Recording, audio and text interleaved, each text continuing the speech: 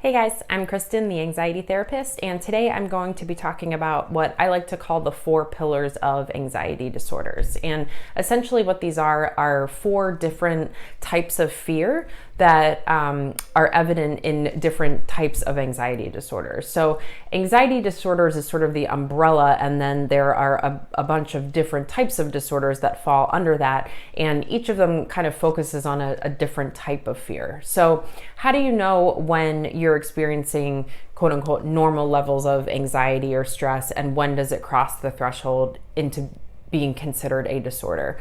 Well, if it begins to disrupt your life and there's an impairment in your daily functioning for an extended period of time, then you might be starting to question whether it's a disorder and maybe want to seek out some professional treatment. So the first type of fear is catastrophic thinking, and this often occurs for people who have separation anxiety from a loved one. So maybe you're afraid to leave your partner or your parent because you're afraid they're going to get into a car accident and die, something along those lines.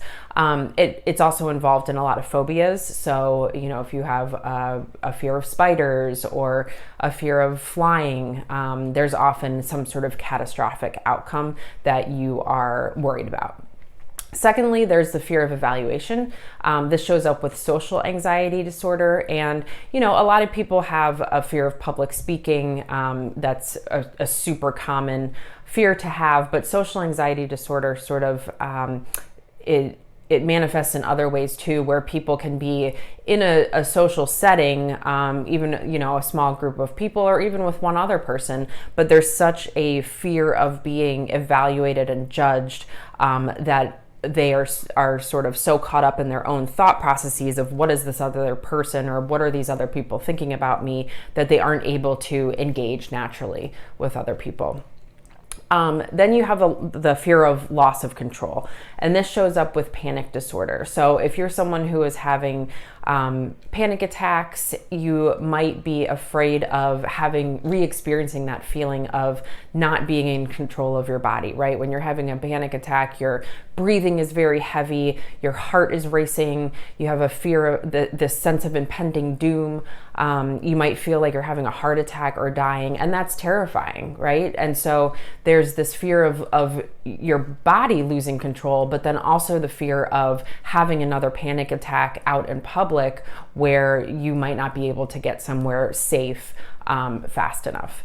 And then lastly, we have the fear of uncertainty. And this is super common for people who have generalized anxiety disorder, where their worry is, it sort of extends to a lot of different things. It's not necessarily focused on one thing, as well as obsessive compulsive disorder. And this is when people are fixated on their impulses or thoughts, and they might do something repetitively or check something multiple times as a way to ease their anxiety. But what often happens is this actually strengthens the anxiety over time.